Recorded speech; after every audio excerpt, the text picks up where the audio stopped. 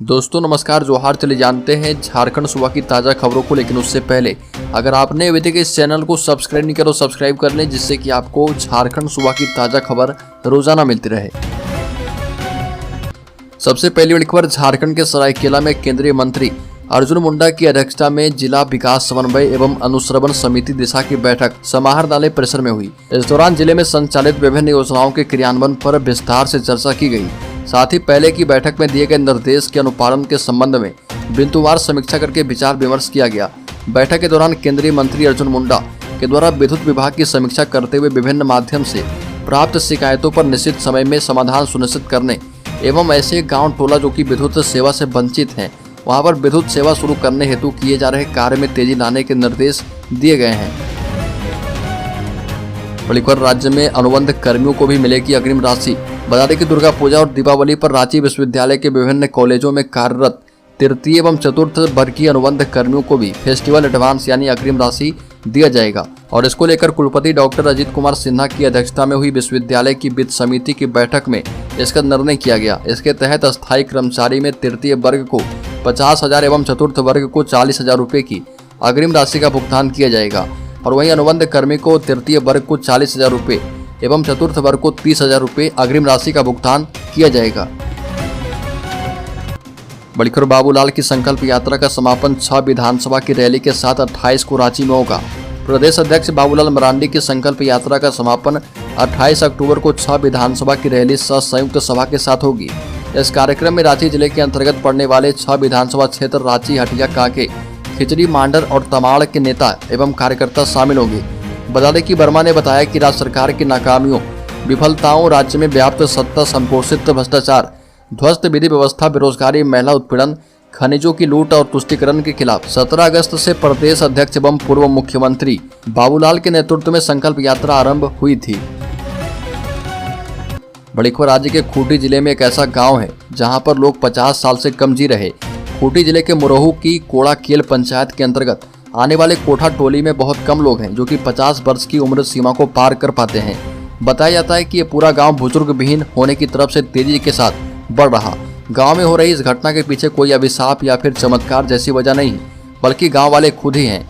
बीते दिनों इस गांव में ग्राम सभा हुई थी, जिसमें शामिल लोगों ने बताया कि इस गांव में अधिक नशा पान के चलते बहुत कम लोग ही 50 वर्ष से ज्यादा की उम्र को पार कर पाते हैं। मिली जानकारी के मुताबिक इस पूरे गांव में लगभग 90 परिवार रहते हैं। ग्राम सभा ने इसकी वजह बताते हुए कहा कि इस गांव में अधिकतर लोग हड़िया एवं चुलाऊ दारू पीते हैं। इस दारू से होने वाले नुकसान के चलते यहाँ के लोग समय से पहले बूढ़े और कमजोर हो जाते हैं।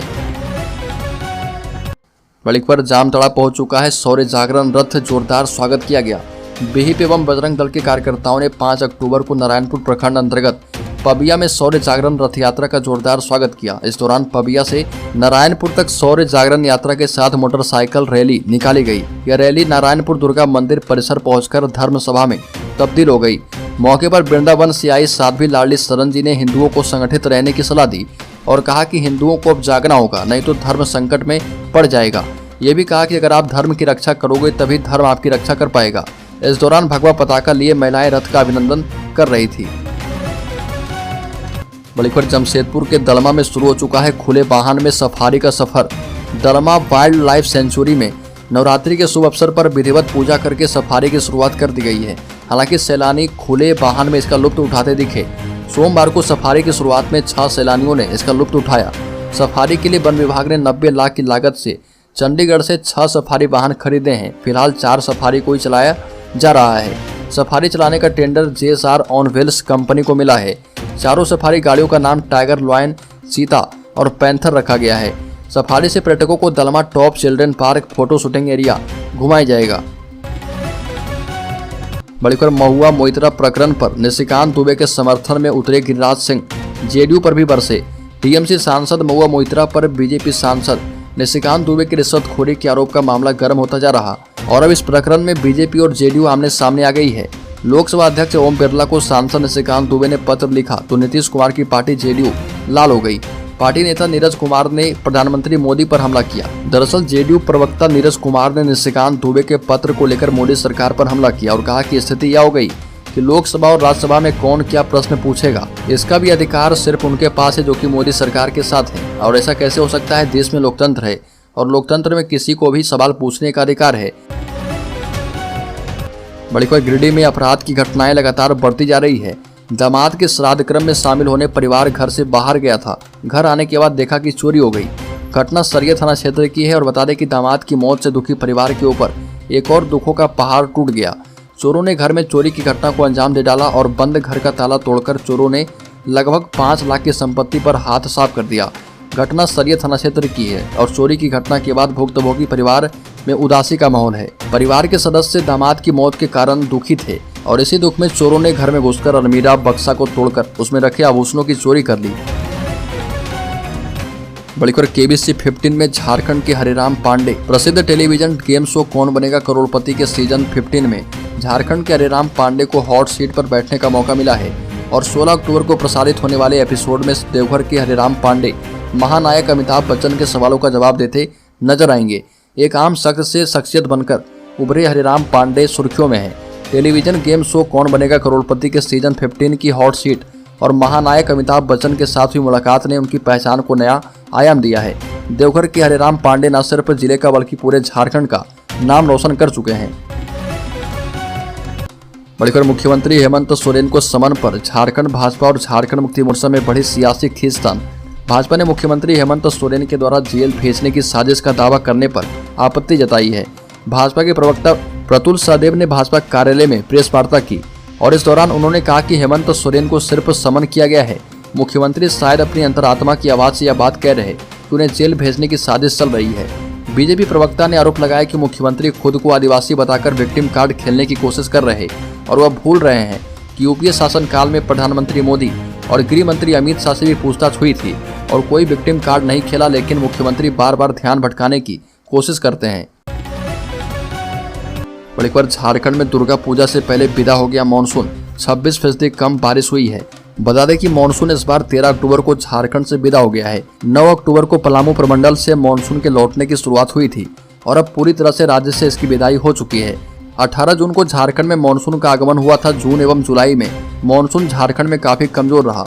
अगस्त और सितंबर में मानसून की अच्छी बारिश हुई और 1 अक्टूबर से लेकर 13 अक्टूबर तक झारखंड में जोरदार बारिश हुई है। बड़ी खबर असम के कोकरझार के 4 आदिवासी युवकों को पुलिस ने अवैध हथियार, बम एवं अन्य संदिग्ध के साथ दबोचा है।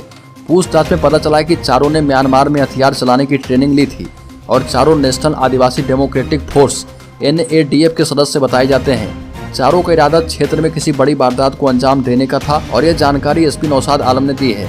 SP ने बताया कि रात सूचना मिली कि बरहेट के भैरो ढाब में असम के कुछ अपराधी जुटे हैं। सूचना पर पुलिस ने गांव की घेराबंदी करके एक घर की तलाशी की।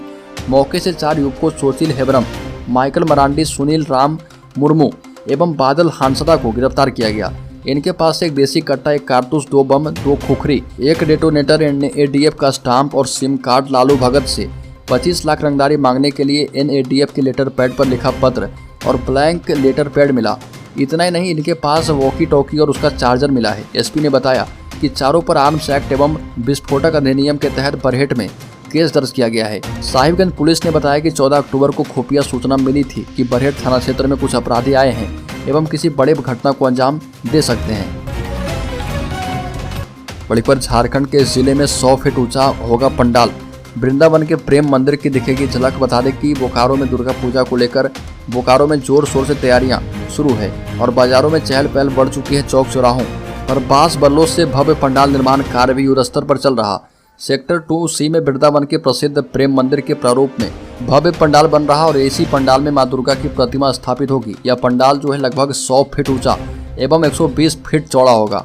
यहाँ पर श्री श्री सार्वजनिक दुर्गा पूजा समिति सेक्टर 2 के तत्वाधान में पूजा का आयोजन होता है। बड़ी खबर झारखंड सरकार की समन्वय समिति के सदस्य एवं प्रदेश कांग्रेस कमेटी के कार्यकारी अध्यक्ष बंधु तिर्की ने कहा कि झारखंड में जल जंगल जमीन की लूट मची है। बंधु तिर्की ने कहा कि फर्जी दस्तावेज तैयार करके अवांछित तत्व उसका दुरुपयोग करते हुए जमीन घोटाले में संलिप्त हैं। जमीन घोटाले में संलिप्त लोग उच्च न्यायालय एवं अन्य अदालतों को भी अंधेरे में रखकर अपने दस्तावेज को गलत तरीके से प्रस्तुत करते हैं और इसकी उच्च स्तरीय जांच होनी चाहिए। बंधु तिर्की ने कहा कि अवांछित तत्व न केवल राजधानी रांची या फिर राज्य के अन्य शहरों के अंचल कार्यालय और संबंधित कार्यालय में दस्तावेज की हेराफेरी करते हैं, बल्कि अधिकारी कर्मचारी की मिलीभगत से कोलकाता जैसे शहरों में भी जाकर भ्रष्टाचार के बलबूते जमीन के दस्तावेजों की हेराफेरी करते हैं और ये लोग सरकार के कई संबंधित अधिकारी एवं कर्मचारी के साथ मिलकर उन कागजातों में भी जालसाजी या फिर उसे नष्ट कर देते हैं। बड़ी खबर, बीजेपी नेता अभय सिंह घाघीडीह सेंट्रल जेल से रिहा हो गए हैं। न्यायपालिका पर कहा कि भरोसा है। घाघीडीह सेंट्रल जेल से बीजेपी नेता अभय सिंह देर शाम रिहा हुए। हाईकोर्ट से जमानत मिलने के बाद उन्हें जेल से रिहा किया गया। जेल के बाहर पार्टी कार्यकर्ता एवं समर्थकों ने अंग वस्त्र देकर माल्यार्पण किया और आतिशबाजी करके अभय सिंह का स्वागत किया। पत्रकारों से बातचीत में बीजेपी नेता अभय सिंह ने कहा कि न्यायपालिका पर उन्हें विश्वास है। राजनीतिक षड्यंत्र और जिला प्रशासन की मिलीभगत से उनकी गिरफ्तारी हो गई। कदमा में घटना को लेकर जिला प्रशासन अब तक लोगों को भ्रमित कर रहा। बड़ी खबर, भारतीय जनता पार्टी ने झारखंड में जातीय समीकरण को देखते हुए दलित नेता अमर कुमार बावरी को विधायक दल का नेता चुन लिया है। पिछड़ा वर्ग से आने वाले जयप्रकाश भाई पटेल को विधानसभा में सचेतक बनाया गया है, जबकि कुछ दिन पहले ही आदिवासी नेता बाबूलाल मरांडी को पार्टी का प्रदेश अध्यक्ष बनाया है। लगता है कि मिशन 2024 के लिए झारखंड में बीजेपी की टीम पूरी हो चुकी है। झारखंड में अगर जातीय समीकरण की बात करें तो पिछड़ों की आबादी 55% है और वहीं 26% आबादी आदिवासियों की है। 11% दलित आबादी है और इसलिए बीजेपी की ओर से आबादी के हिसाब से पार्टी और सरकार में नेताओं को जगह दी जा रही है।